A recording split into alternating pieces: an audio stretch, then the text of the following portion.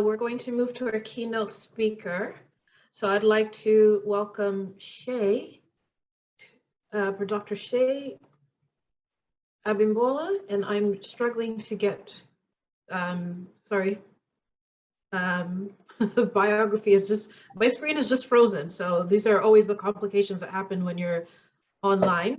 Okay, here we go. So Dr. Seye Abimbola is a health systems researcher and global health scholar from Nigeria. He studies community engagement and governance, decentralized governance, and the role of governance in the adoption and scale up of health systems innovations. He is currently the Prins Claus Chair in Development and Equity at Utrecht University in Netherlands from 2020 to 2022, and a senior lecturer in global health at the University of Sydney in Australia. And he's also the editor-in-chief of BMJ Global Health Journal. So we just want to give a warm welcome to Dr. Seye. Please, take the floor is yours. Hello, thank you very much, Chisomo, for inviting me, and thanks for having me. So I am going to speak about finding joy in global health research.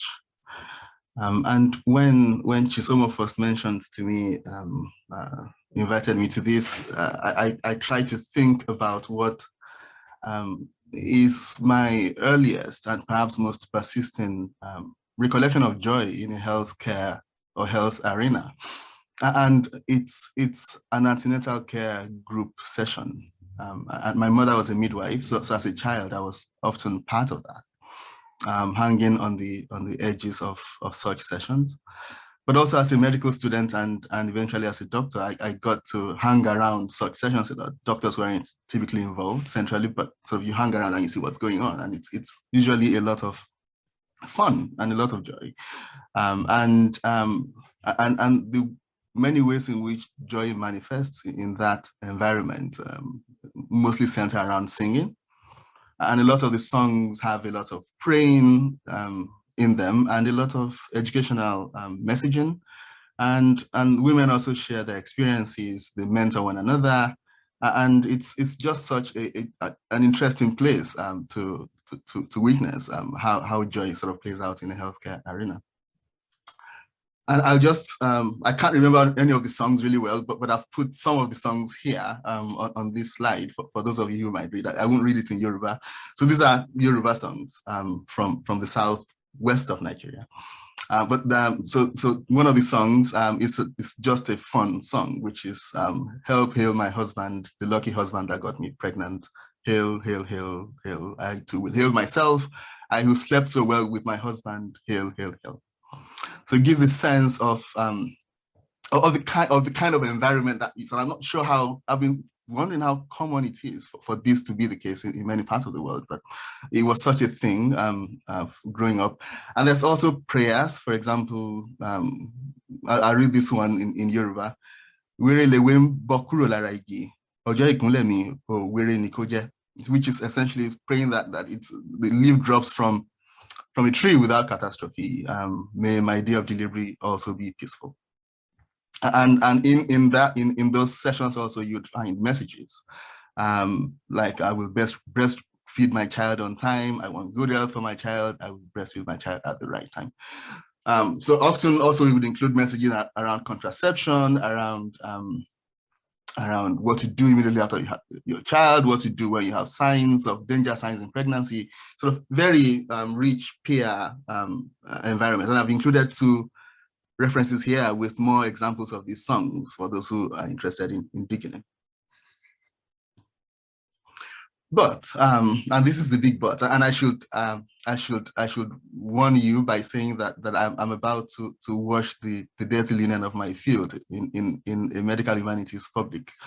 And so please beware that I'm about to say some interesting things about what my field looks like, which is vaguely defined global health. But anyway, so 4 years ago, a good friend of mine said to me that they plan to conduct a randomized controlled trial of groups versus individual antenatal care sessions in Nigeria. And then it got me wondering, why would anyone want to conduct such a study? Who needs the evidence? For whom? Who's the audience for this evidence? This is how We've always done things. This is us. Why do you want to prove that it's good or not good? I mean, it works. We know it works. Anyway, and so I probed this friend and colleague of mine who said to me that they want to convince their colleagues at a famous global health institute that this actually works. And also potentially to convince a major global health foundation that group sessions could be a great platform for education and about contraception. But I wasn't persuaded that these were good reasons at all. Neither was I persuaded by the understanding that it was going to look good on an academic CV to have conducted trials of antenatal care group sessions in Nigeria. Now, what I did eventually was to go look in the literature for whether people are actually interested in this question and if people are conducting studies about it. And what I found, so in public health research, for those who may not know, that there's something we call systematic reviews, which basically is an effort to gather all the relevant evidence around a particular question and sort of analyze them in a single paper. So I found two reviews on this subject. The first one was a Cochrane review. Cochrane has the most authoritative library of such systematic reviews in medicine and public health. And to my shock, it was declared in the Cochrane review that group antenatal care or pregnancy care was developed in the US about 2010. And it described it as a relatively recent model of antenatal care that has been implemented in many settings. So it was developed in the US and it's now being implemented elsewhere. And then I looked for another review that sort of tried to consider what the evidence might look like in the global South. And again, the review stated very authoritatively that given its success in high-income countries, read US, it is reasonable to hypothesize that group antenatal care would work in LMICs as well. And even went ahead to say that any conclusions about the benefits of group antenatal care in LMICs must be based on robust evaluations in those settings. Now, one of the things I'm trying to do here is draw attention to how false this is, but also how we think about evidence in medicine and public health, and the kinds of things that the way we look at evidence obscure from our view. So what I'm going to try and do in this talk is to explore why such a theater, such an avenue of joy, manages to not be present in the public health and medicine or medical literature, why, and in the global health literature more broadly. And my sense is that if we center experiences such as joy in our research on a day-to-day basis regularly, we won't be surprised. We won't think of antenatal care, group antenatal care session as an innovation from the US that people in places like Nigeria need to learn from. In fact, it will be the other way around. Now the second point I'll try to talk about is about the joy that comes with seeing one's experiences correctly represented in the literature, or in fact, the sadness or the epistemic injustice of not seeing one's experiences correctly represented in research, as was the case for group antenatal care sessions. And then I will touch a bit on what I've been trying to do, or what my thinking is around how one might correct these kinds of errors, which is very common in medical, public health, and global health research. This systematic silencing of experiences, especially experiences such as the kinds that bring joy as group antenatal care sessions. Now, so my first, one way of thinking about why a literature will completely obliterate my experiences, or the experiences of many, many people who are like me and come from where I come from, is partly one of the functions that the academic literature, especially in public health and global health, has come to serve. And I think Toni Morrison, reflecting on something she discussed with James Baldwin, sort of puts it really well, which is that it is the influence of what she called the white gaze. And here she was referring to African-American literature and the pressure often to write for a white audience and what that does for what you write. And in global health, I've reframed that as the foreign gaze, which essentially is the same thing, but with a broader remit, which is that there is a sense in which the assumed audience of the literature essentially helps construct what the literature is. So the assumed audience of our public health literature, for example, is America or Americans or the West or the global North.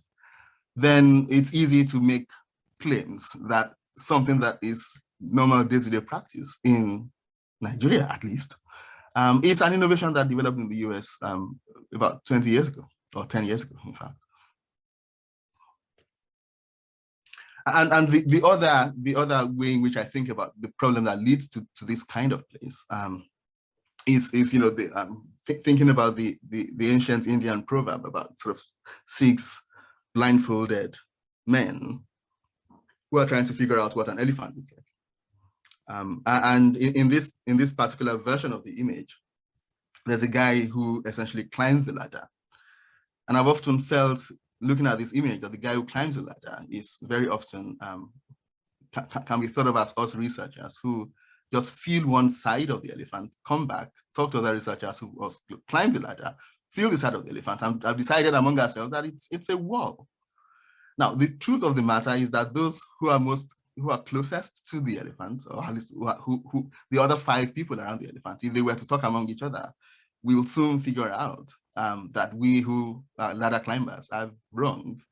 And we will look at each other completely wondering, why is it that this singular researcher or this guy who climbs the ladder manages to be wrong and so absolutely sure that they are right?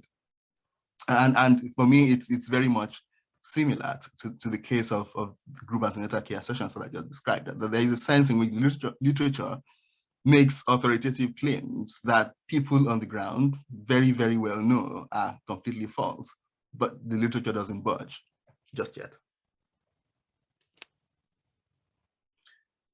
Now, again, when I think about why is it that the literature gets things so wrong, I think about it very often in terms of what Fricke described as epistemic injustice, which is that there are ways in which injustice is done to people in their capacity as knowers and as producers and users and circulators of knowledge. That in many ways, the ways in which our literature has been constructed systematically excludes or grants lower credibility to some producers of knowledge or to some potential audiences of knowledge, such that the literature can be so wild and wrong in its assumptions about for example, something as common and as quotidian as antenatal care. And the other way in which to think about what leads to epistemic injustice is an interpretive marginalization, which is that our interpretations of our reality, and I'm speaking here about people from and in the global South, usually, it's not what shapes the literature, right? It's not what helps to construct the literature. So in essence, falsehoods are perpetuated and wrong interventions are very often promoted. And one such wrong intervention, in my view, or at least one such misconceived intervention, is the supposed American model of group antenatal care sessions. Now, when I think about what we must do, and again, I'm speaking as a global health, public health researcher here, especially those of us who are from or associated with the global South, we need a certain stubbornness, I think, that insists on our credibility, and that in Toni Morrison's words, that claim the margin as central and maintain a certain posture about our claim to knowledge and our claim to authority on our own realities. And also a certain stubbornness that refuses to be educated or capacity built out of our interpretations of our realities. And again, this is something that I'm coming to encounter a lot, that there is a tendency to educate people outside of, to educate people in a way that they lose their own interpretation of their reality. It then becomes someone else's interpretation of what their reality is. And I've said that because I went and looked at, there are at least 3 papers, published papers, about group antenatal care sessions versus individual care from a major trial. And not once in these 3 papers, not once was it mentioned that this is an existing tradition in Nigeria, not once. Now, it's also true, of course, that none of these 3 papers was led by a Nigerian, even though, or a Kenyan, because these are studies conducted in Nigeria and Kenya. None of them was led by a Nigerian or a Kenyan, which perhaps explains a bit of that, but doesn't fully explain it. And for me, it's important that we think about the ways in which we are systematically misrepresented in the literature, and the ways in which we are sometimes, if not often, culpable, or could be culpable in that, especially when we allow ourselves to be, as I said earlier, educated out of our own interpretations, or allow ourselves to be,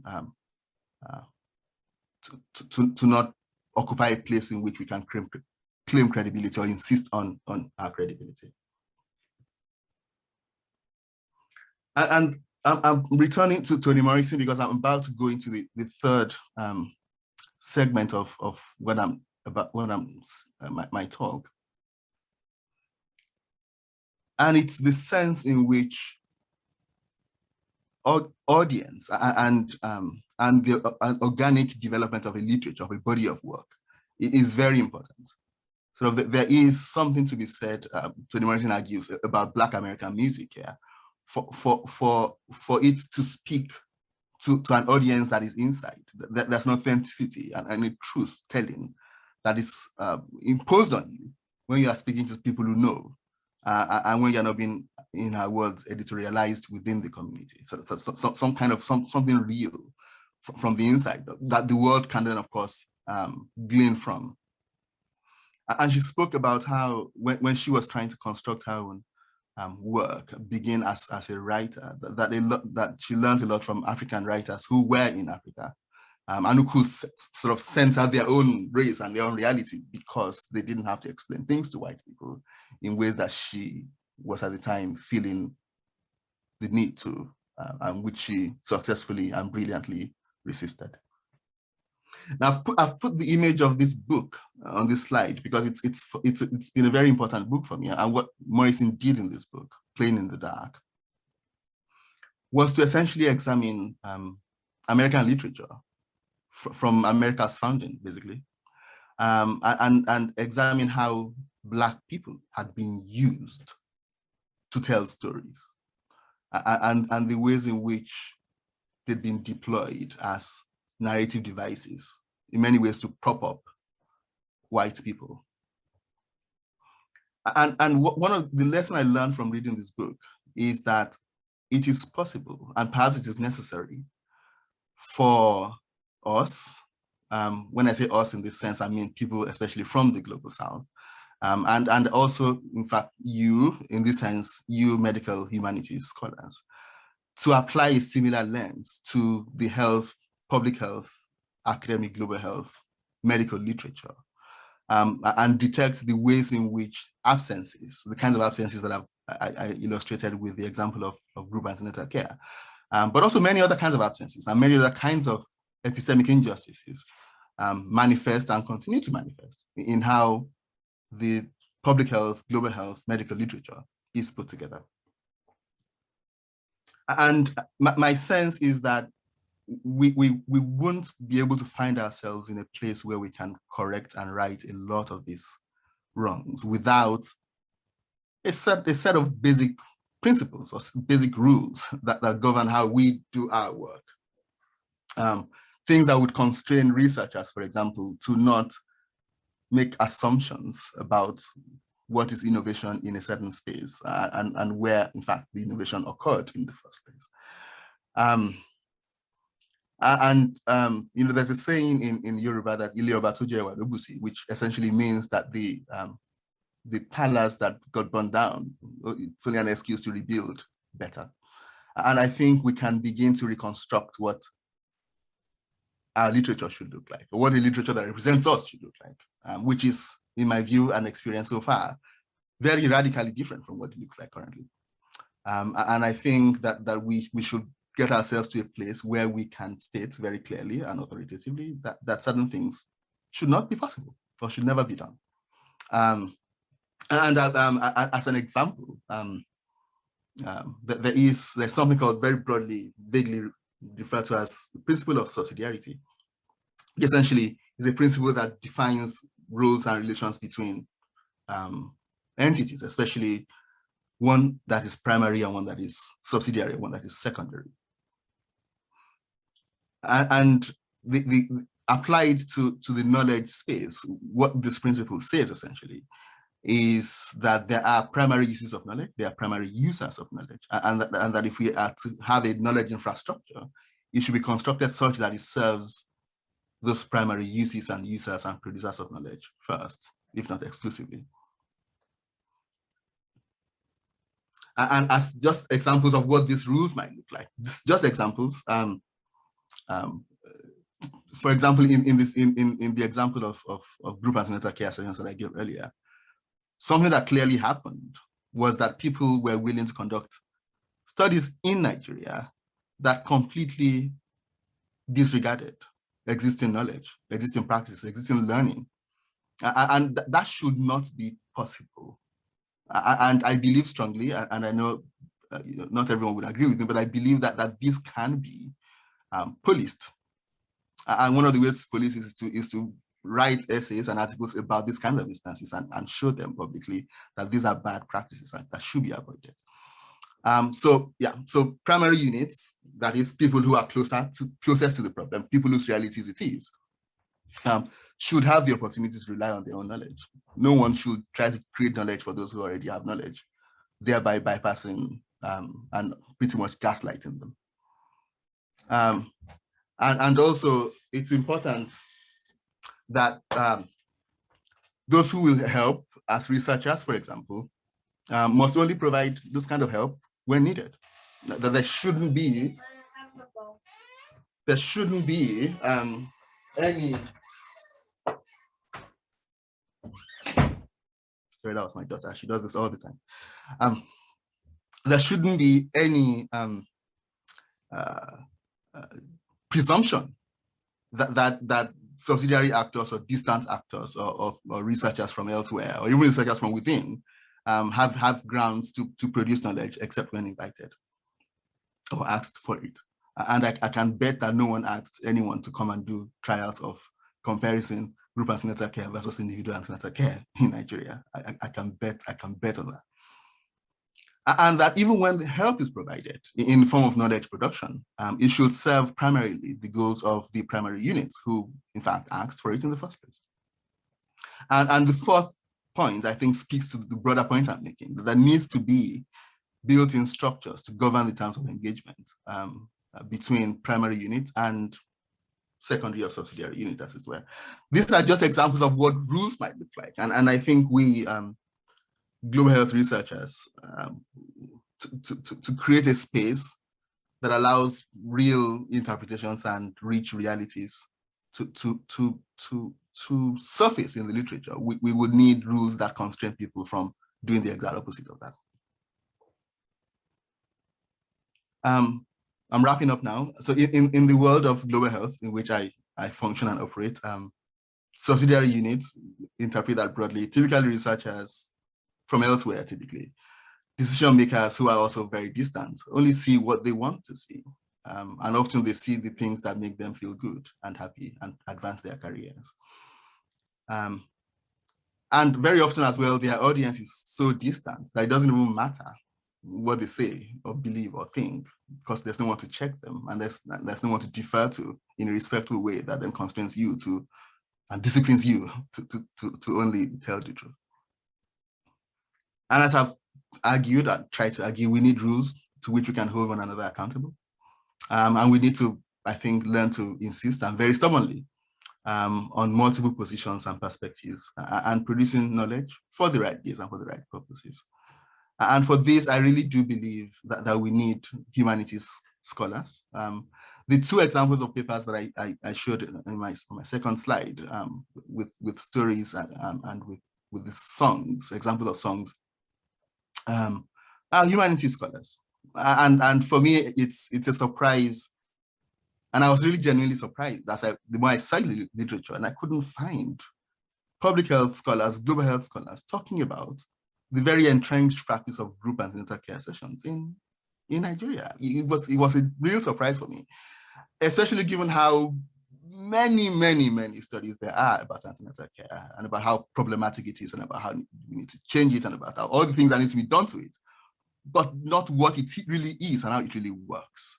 And there is a presumption, I think, that really weakens our literature and almost condemns it. That people, that there is a kind of blank slate in many parts of the world, especially in the global south, on which researchers from elsewhere can impose themselves and tell a new story, which is as colonial as anything comes.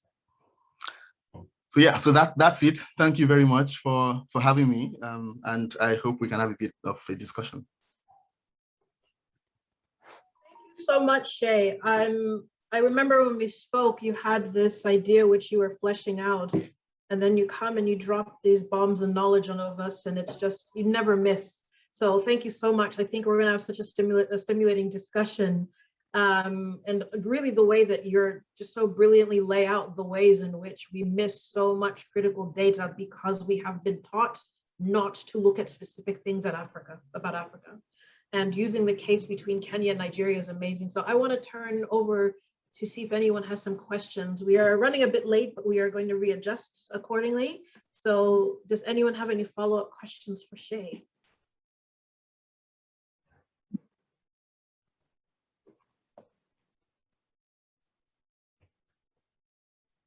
Wambui, I think, raised their hand.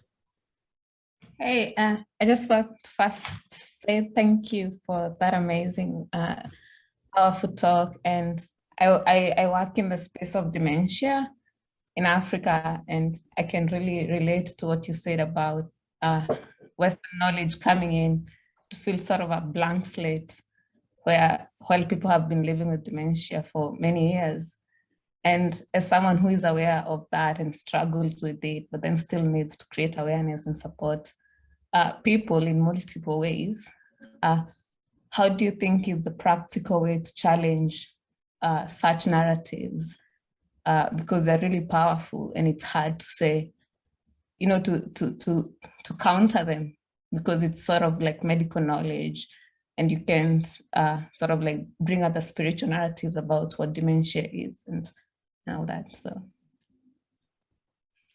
yeah, I'm going to answer from where I stand, which is that there are a set of things that come readily to me. So there are those I'm going to say to you, and one of which is that I think there is we need to be more militant, and I know that word is not a very clean word these days, but we need to be more militant.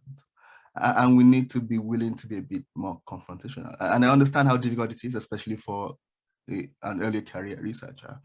But I think bringing out, and if you have the resources and time and space, writing papers that do a critical reflection on these kinds of work, and trying to pitch it at medical journals or journals where those people publish. And again, I know I'm asking for a lot.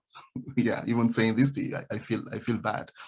But I do think that is one way of doing it, which is just being out there and just saying these things very clearly and very boldly, that what you are doing is a kind of epistemic violence, and it needs to be called out, and to try to call it out as many times and in as many places that you can.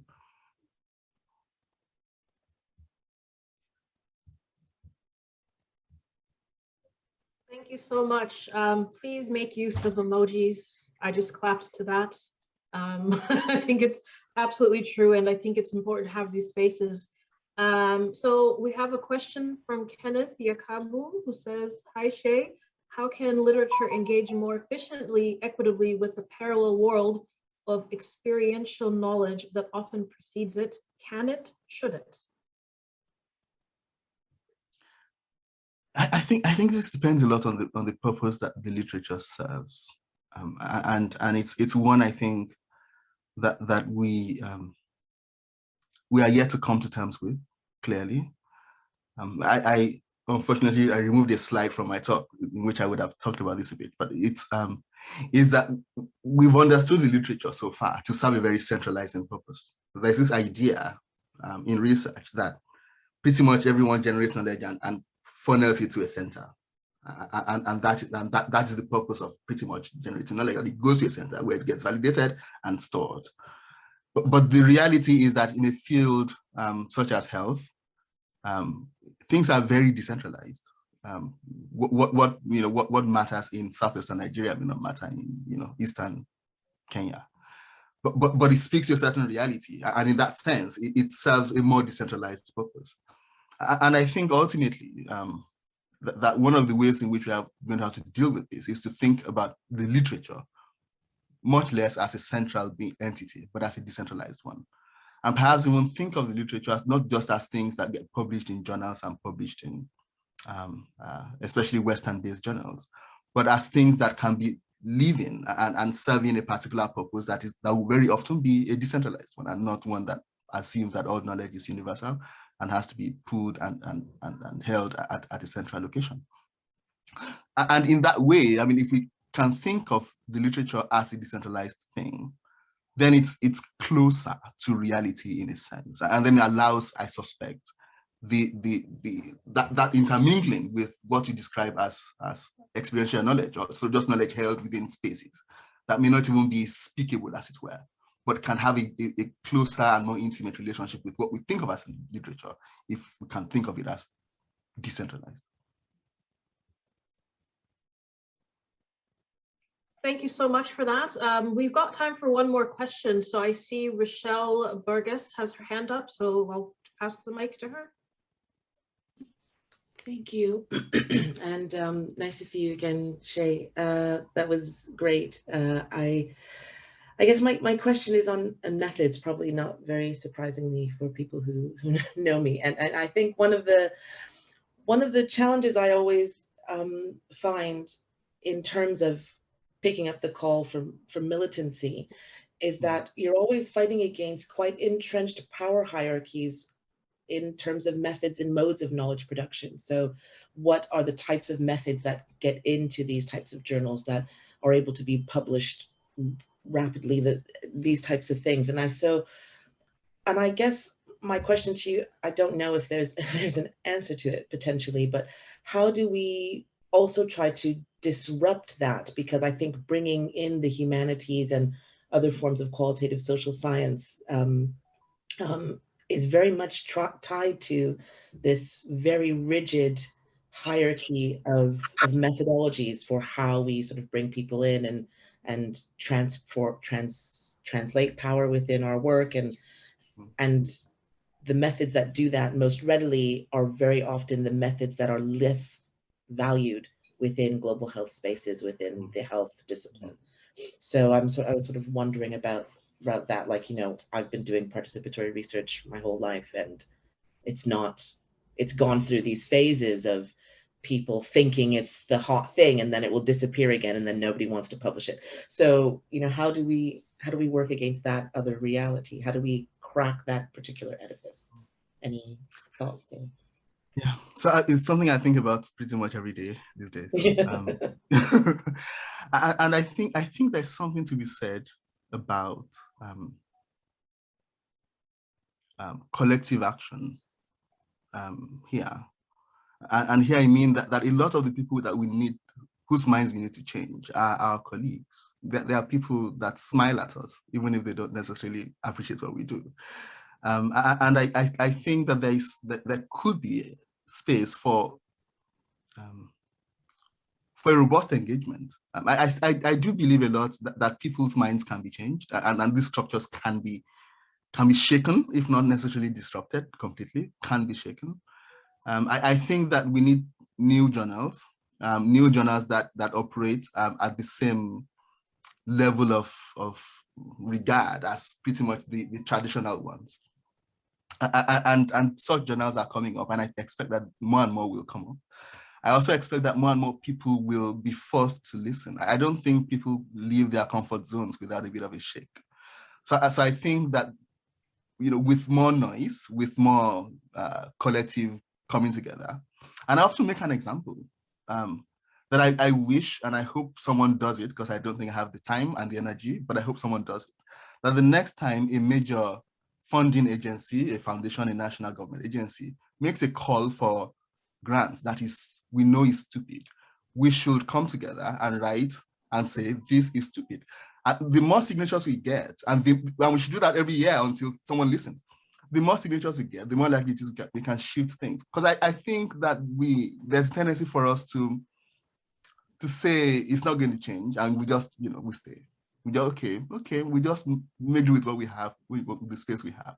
But I think that the time is perhaps right to start this kind of head-on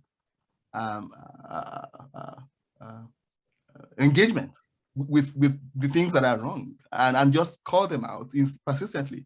Now, I'm sure that we can get 200, 300, 500 signatures on the next NIHR grant that is stupid, right? We can get 1,000 for the Gates Foundation if we mobilize. And we can do that pretty much every year until someone says, okay, we're going to listen to you. And I think perhaps those are the kinds of, that's what I meant by when I said militant, right? I'm saying that we should not give up and say that they are so powerful. We should try our best to shake it, and we may succeed. Thank you. Thank you so much. I really would love to continue this conversation, but we have to move forward with the next presentation. So if everyone could please give a big round of applause to Seye. And thank you so much for inspiring us and mobilizing us. And we're going to find pockets where we can continue this discourse, because you've spoken about joy as necessity for resistance as well at the very end. So thank you, everyone.